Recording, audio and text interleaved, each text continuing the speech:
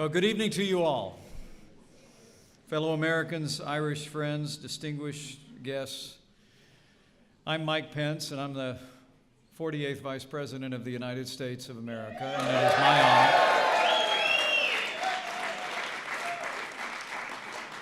It's my honor, along with my wife, Karen Pence, to welcome you on behalf of the First Family to the White House on this very special occasion.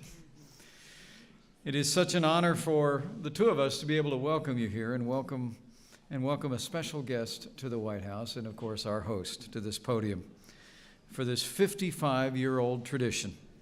Since Irish Ambassador John Joseph Hearn left a box of Ireland's most famous symbol at the White House in 1952, the Shamrock Exchange has grown to become a festive sign of enduring friendship during this memorable week and an eternal bond between the American people and the people of Ireland. You know, the Irish are one of the strongest and most beautiful threads in our national fabric here in the United States. For centuries, the sons and daughters of Ireland have come here from across the Atlantic.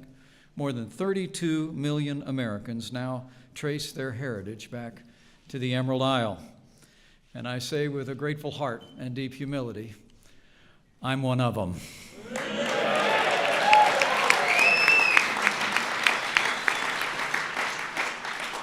My grandfather, Richard Michael Cawley, stepped off a boat onto Ellis Island in 1923. And that's how Michael Richard Pence got to serve in the White House. My grandfather, as the legend of our family says, was told by my great-grandmother that he needed to go to America. She said, "There's a future there for you." He wouldn't see his mother for 25 years, and he often spoke of their separation with a heavy heart. My grandfather came here, like so many generations of Irish Americans did, with a dream, but with character and with work ethic and a determination to build a family, a good name. And so he did. My mother, who is 83 years young, bright red hair and blue eyes, is still with us today, and his memory and her influence continues to define my life. The truth is, my grandfather was very typical for the millions that would come to these shores. He embodied all that was best about the Irish: sturdy work ethic, faith in God, love of family, patriotism. And those are the enduring contributions of people of Irish descent in the history of this country. It's extraordinary to think of the contributions that the Irish have made in every single American conflict since our Revolutionary War.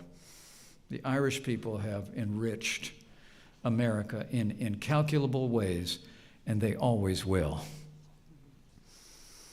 And when I speak of those character qualities, I know that they apply to the two people that we have the privilege of introducing tonight. First is our special guest. It's my high honor to invite him to the podium, along with our host. So, ladies and gentlemen, please join me in welcoming the Taoiseach of the Republic of Ireland, Enda Kenny, his wife, Fionnuala, and my friend, the 45th President of the United States of America, Donald Trump.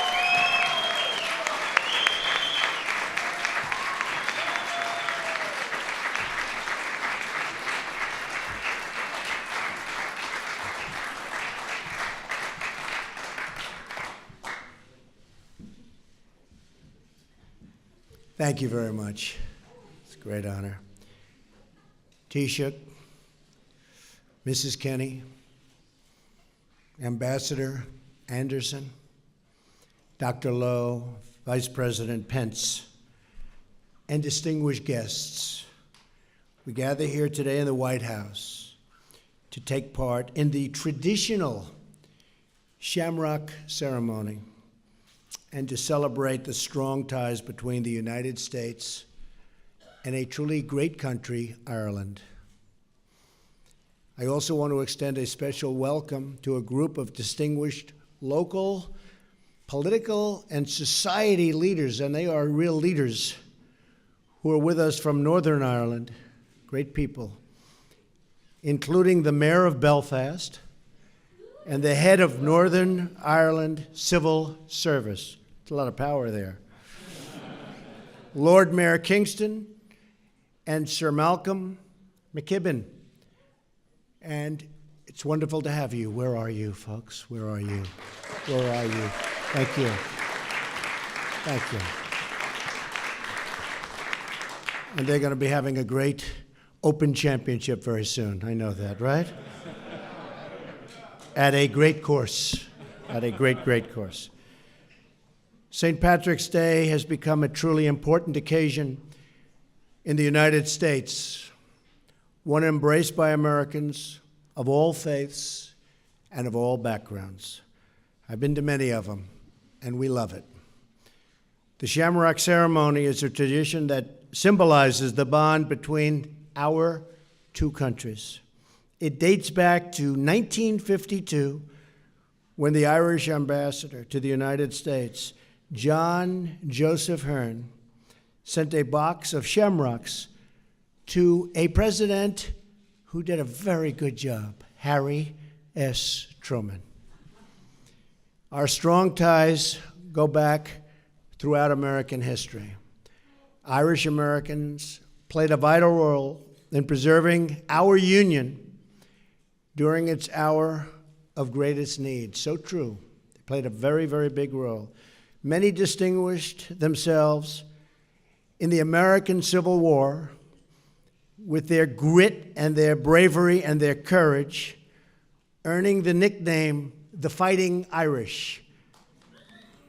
And I know a lot about the Irish. They fight. They are tough.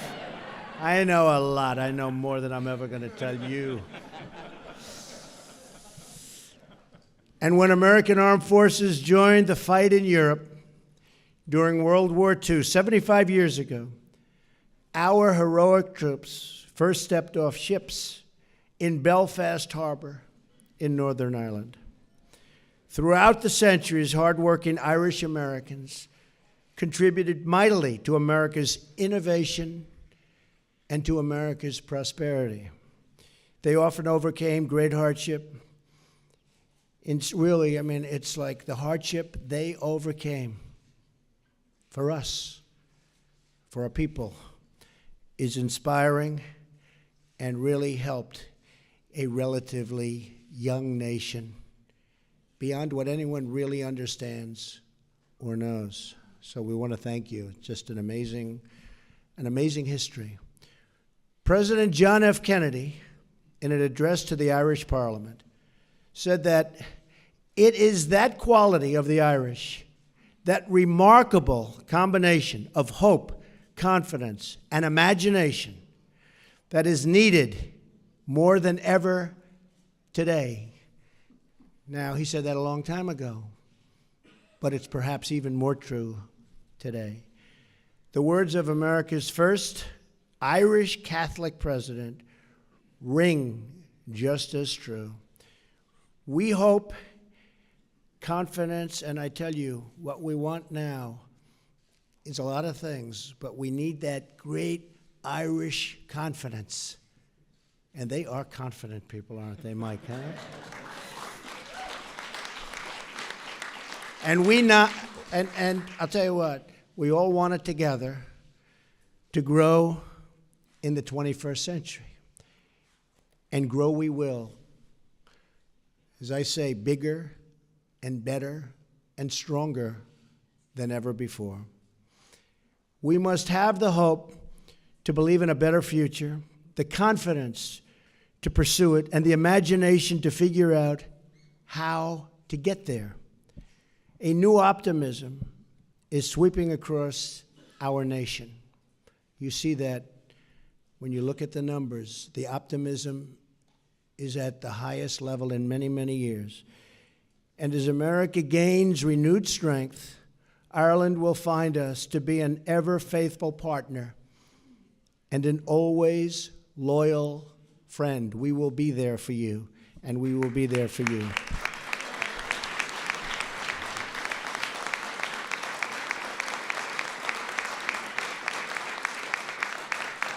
So thank you for being here. I wish you a very, very happy St. Patrick's Day. And God bless you. And may God bless Ireland and Northern Ireland. Okay. And may God bless America. Thank you very much. Thank you. Thank you very much.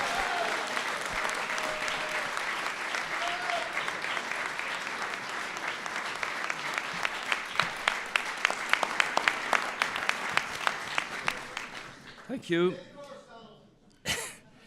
Mr. President, Mr. Vice President, ladies and gentlemen, it's a great honour to be back again in the most famous house in the world to celebrate St. Patrick's Day, the most special of days for Irish men and Irish women and those of Irish descent the world over. Since I had the privilege of being elected as Taoiseach in 2011, I've had the pleasure of being here in the White House each March to mark the enduring connections between our country and the United States. Fionnuala and I would like sincerely to thank President Trump for so graciously continuing this great tradition of hospitality, which means so much to Irish people everywhere. I'm proud, sir, to have the opportunity to contribute to maintaining and developing relations between Ireland and the United States, particularly at the beginning of a new era in our country's relationship following your election, Mr. President. Let me congratulate you and wish you and your administration the very best as you begin your term of office.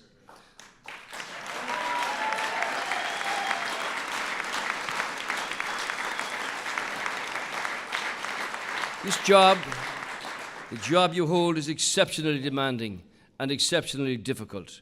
The United States remains the most influential as well as the most powerful country in the world. You hold the hopes and the future of America and indeed the world in your hands. So let me thank you for giving so much of your time today to this visit. We had an excellent meeting, a first-class meeting this morning in the Oval Office, not there very often, where we discussed a variety of important issues of mutual concern. And I want to assure you, sir, of our commitment to working closely with you and your administration as you face the many challenges up ahead. The ties that bind our two countries are deep and historic, and Ireland and the United States have a unique relationship that goes back to the earliest days of the original 13 colonies. Irish-born military officers assisted George Washington to win that war of independence. Indeed, they've fought in every war for America since then. And this very house was designed by James Hoban from Kilkenny, modelled in part on Leinster House in Dublin, where the Irish Parliament has met on our own independence since 1922. And it's fitting that we gather here each year to celebrate St. Patrick and his legacy. He too, of course, was an immigrant. And though he is, of course, the patron saint of Ireland for many people around the globe, he's also a symbol of, indeed, the patron of immigrants. Here in America, your great country, 35 million people claim Irish heritage, and the Irish have contributed to the economic, social, political, and cultural life of this great country over the last 200 years. Ireland came to America because deprived of liberty, deprived of opportunity, of safety, of even food itself, the Irish believed. And 4 decades before Lady Liberty lifted her lamp, we were the wretched refuse on the teeming shore. We believed in the shelter of America, in the compassion of America, in the opportunity of America. We came and we became Americans. We lived the words of John F. Kennedy long before he uttered them. We asked not what America could do for us, but what we could do for America, and we still do. We want to give and not to take. We know the Irish have built the bridges and the roads, protected the public as firefighters and police officers. They've cared for the sick in hospitals, entertained as poets, as singers and writers, as politicians, as judges and legislators, and as entrepreneurs. They provided hundreds of thousands of jobs for Americans, including most recently in exciting technology companies. Two-way trade in goods is approaching $100 billion a year at the moment. Irish firms employ 100,000 people across 50 states in the US, and we want to build on this for the future. Mr. President, Ireland's a small island on the edge of Europe, a natural bridge between the United States and Europe. And as a committed member of the European Union and a close friend of the United States, we will work hard with you, Mr. President, and with your administration in pursuit of strong and open relations between the United States and the European Union, including strong trade relationships for the mutual benefit of millions of people either side of the Atlantic. I believe that the strong people-to-people links that Ireland and the United States have developed over the generations will help us in this endeavour. And I wish you and the American people every success and happiness in the future. To Irish Americans, coast to coast, I say in these days especially, we hold you in our hearts. And tonight I thank you again for your warm hospitality. Mr. President, Mr. Vice President, may I wish you and your lovely families every good wish and blessing on this very special day. Indeed, I'm reminded in many ways of the dream of another American president, which Ireland will work with you with, when he spoke the words and said, "My dream is of a place at a time where America will once again be seen as the last best hope of earth." Spoken by Abraham Lincoln. Mr. President, Ireland will help you build on that foundation to achieve the ultimate dream. Thank you, sir, and God bless you.